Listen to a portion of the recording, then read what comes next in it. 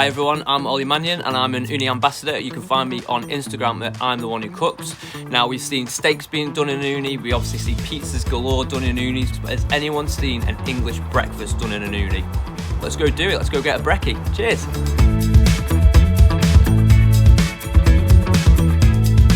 Let's start by getting the oven fired up. Today I'm cooking with the Ooni Koda 16, the dual-sided Grizzler plate and the Ooni Sizzler plate.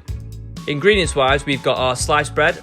I prefer to use a tiger loaf white for an English brekkie. I've got some vine tomatoes, egg, olive oil for brushing, baked beans, some thick bacon, black pudding, Cumberland sausages and a knob of butter for the toast.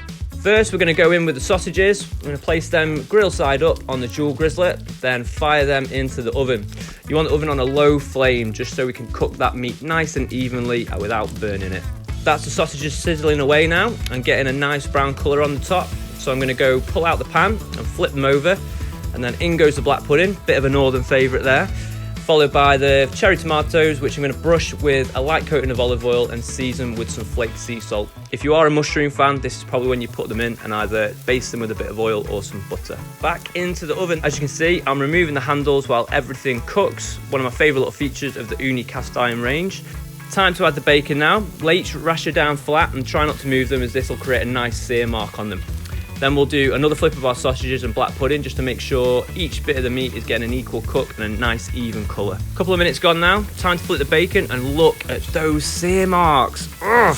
That's the first set of ingredients cooked, so we're going to set them aside. So let's move on to the rest. I'm using the Sizzler pan, but you could easily flip the dual Grizzler over and use the flat side for the bread, eggs and the beans. Toast the bread, a minute or so on each side should do the trick.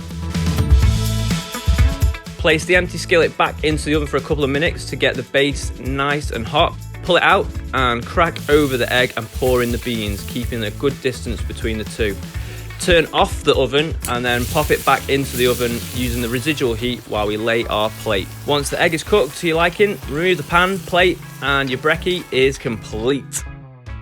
And that is how you make an English breakfast on a Koda 16. Enjoy!